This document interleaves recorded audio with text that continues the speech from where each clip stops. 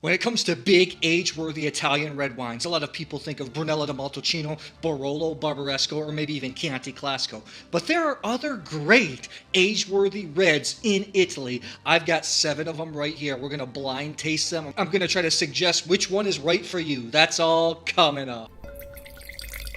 The noble, age-worthy red grapes of Italy include Sangiovese, Nebbiolo, and Aglianico.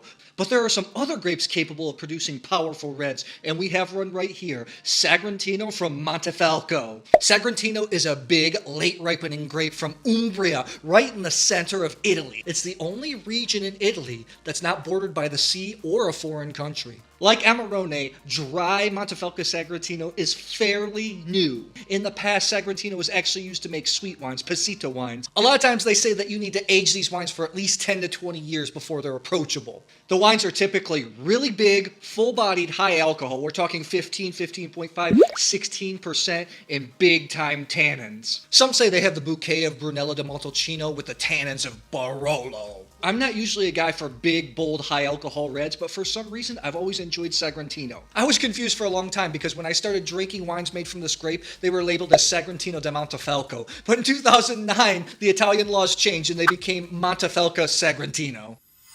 Wine number 1. These wines aren't really pitch black. They really have a brick red type of color around them. Maybe, looking at them, you might think they're Bordeaux varieties, or maybe even some Sangiovese. There's some color lost at the edge. Sagrantino has to be aged for at least 37 months before it's released.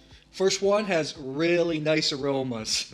Quite leathery, like I have a blueberry cherry component. It smells like an Italian wine. And that's why I think I still like Sagrantino. Even though I don't like big, high alcohol reds, the flavors still speak to me as Italian wine. Number 1's a big wine, a lot of tannins. A little more austere than I would like. I think I would like a little bit more fruit here. Once again, these wines are not cheap in general because they have to be aged for such a long time. Let's go to wine number 2. Wine number 2 has some more of that traditionalness, a little bit of that rusticity that we like in Italian wines. Leather, smoke, still that cherry. Not sour cherry, just standard red cherry flavor. A little bit of mocha. 2 is really enjoyable. Nice balance of fruit. The tannin is there. Kind of coats the palate, but it's not too... The tannins, in a way, are a little bit less aggressive than number 1. Number 2 is quite good. I think the first great Sagrantino I had was in a bar in New York City. It was a De Filippo. I remember ordering it from an Italian restaurant. It was with a friend that I hadn't seen for a long time. We were really enjoying the wine. It was actually just a brilliant wine. And at the time, he was with this girl that he didn't really like that much. And I just remember the whole time we're enjoying the wine, and she was just sitting there disgusted with it and said, "I want some Tempranillo." Nothing against Tempranillo. I love the grape. That's all just against her. And the other memorable one I had was from Paulo Bay. They say that there's Sagrantino and then there's Paulo Bay, one of the iconic producers of Umbria. Unfortunately, those wines end up being over $100. Well, let's move on to number 3. Number 3 is more fruity. I'm thinking more blackberry, more forest berry type fruits. So funny, we had austerity, we had balance and rusticity, and this one is full on fruit. Blackberry, raspberry, mulberry type flavors. Coffee. 3 is very intriguing. Again, big time tannins. 3 is a little bit wilder. Almost kind of acts like a natural wine. But you know what? I kind of like it. It's a little bit raw, but those forest berry flavors are really intriguing me. Number 4. The annual premiere tasting of Sagrantino just took place last month and I couldn't attend. So the consortia was nice enough to send these wines. And that's not a sponsored video, but it's nice I get to taste these wines on camera for you. 4 has a little bit of that barnyard type flavor, but I'm liking it. I'm digging it. Really leathery, savory, quite Italian tasting with that red cherry. I like 4 a lot. It just tastes like a kind of a traditional Italian wine. I remember in Singapore, I bought an Arnaldo Capri 25th anniversary Montefalco Sagrantino brought to a blind tasting. It showed really well. My wine won the blind tasting, so I was really happy. Number 5. Number 5 has this nice savory soy sauce component. Even my dad, that doesn't drink a lot of wine, when I'm giving him lots of wine to taste, he's always saying, "It's so amazing, and it's just a grape, and they can taste so different." Here, it's the same grape, and the wines all taste very distinctively different. This number 5 is the most savory out of all of them. Kind of like a soy sauce leather. It still has some blackberry, black cherry type flavors. Man, these wines are dry. These tannins are big time. I mean, you need a lot of meat if you're going to drink them young. When I've bought Sagrantinos, I've always made sure that they were aged. I mean, I got to have some sparkling water with this. These tannins are pretty big. Number 6. 6 just smells good. Just smells good. It's like the perfect medley of if I had a bowl of blackberries, black raspberries, black cherries, mulberries, throw in a little bit of leather, a little bit of cedar. I might think that this is Brunello on nose. I really might. Number 6 has the longest finish. It's just balanced. The tannins are not ripping my face off. You can approach and drink this right away. I think number 6 is very good. Number 7, the last one. 7 again, more blackberry type of flavors, not cherry, blackberry. A little bit of soy sauce. A lot of things about these Sagrentinos is they're complex. Some people compare the grape to Tannat. Makes the famous wines in Mataran in the southwest of France. Also, it's doing very good work in Uruguay. It's got a little orange peel component. I think we can do the review. I think I have all of them now. Montefalco Sagrantino has the reputation of producers still kind of finding their way. I think what I saw all in these 7 wines is the wines were all of good quality.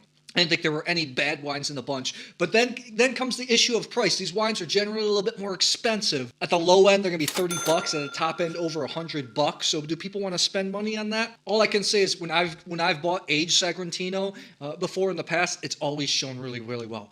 And the good thing about these wines is even though they're probably all high in alcohol, the alcohol didn't spike in my mouth, which I really liked. So let's get into the reveal. Okay, my least favorite of the bunch was number 1. I found it was a bit austere for my taste. I would want a little bit more fruit. I still think it was a good wine. Also, it reminds me it does really remind me of Tannat, wines that need to age. And let's see what it is here. This is the Tenuta Colfalco, Montefalco Sagrantino 2015, $35, so kind of at the low end. Again, this 2015. Still, for me, a wine that has at least another 10 years before I want to drink it. So take that for what it is. Okay, as we step on up, all these wines to me were over 90 points, so all were pretty good. Number 3 was the most kind of natural wine tasting. If you're into that kind of raw taste in your red wines, this is something that you might want to seek out. I love doing tastings like this. Oh my gosh! It was one of my favorites in the past. This was the Di Filippo Montefalco Sagrantino 2016. $45. I think that's what I bought. I bought it in a bar in New York for about that same price. Let me taste that again. Wow. Maybe because it has some of that stemminess, that rawness. That's what I thought. Wow. I thought if there was a Di Filippo in here that it would score the highest. I'm surprised. Number 5, I thought this was the most savory wine out of the bunch. Let's take a look here. This is the Luca di Tommaso Montefalco Sagrantino.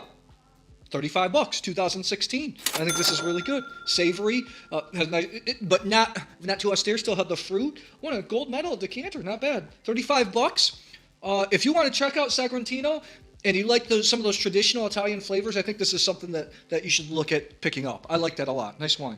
Right smack in the middle. This one is the most blackberry flavors out of all of them. Let's take a look here. This is the Terra di San Felice Montefalco Sagrantino Vinum Day, $35, 2017. I'm surprised.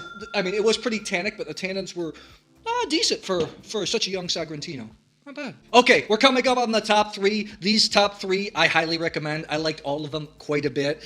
So in 3rd place overall in my Sagrantino tasting, this one I thought was the fruitiest one out of the bunch. I think that's probably why it was drawn into it. A lot of people are going to like this. It's going to be an easier Sagrantino to drink. The tannins were a little riper. It was fruitier, easier to drink. A lot of these producers I've never had before. This is the Montioni Magia. Is that maybe my mom? 2017 Montefalco Sagrantino. Here's the kicker though, $65. Not a cheap wine by any stretch of the imagination, but I thought it was very good. Okay, the top 2 I was splitting hairs on. So very close in score. In 2nd place overall, this is the most traditional tasting wine out of the bunch. So this is the Azienda Agraria Moretta Omaro. Never heard of it before. Montefalco Sagrantino 2017. This comes in at $60. So number 2, and pretty expensive, but I have to say, I thought this was very, very, very good. Okay, in 1st place, I enjoyed this wine tremendously. I thought it was really well balanced, and this is the Scaccia Diavoli Montefalco Sagrantino 2015. $35. I've had wines from this producer before. $35. This is a steal for people that are liking to drink Barolos, Barbarescos, some big Brunellos. This is a wine that can stand up to that. Wow. Highly recommend. Really good wine. Good job, Scotch Diavoli. So I'd like to know, do you like big tannic red wines? Do you have any opinions about Sagrantino Montefalco? I'd love to hear in the comments below. Hey guys, and if you're thinking about which video to watch next, I've got a lot of blind tasting videos and other good things. I'll put something up there that I'm sure that you'll love. Thanks for watching. Cheers.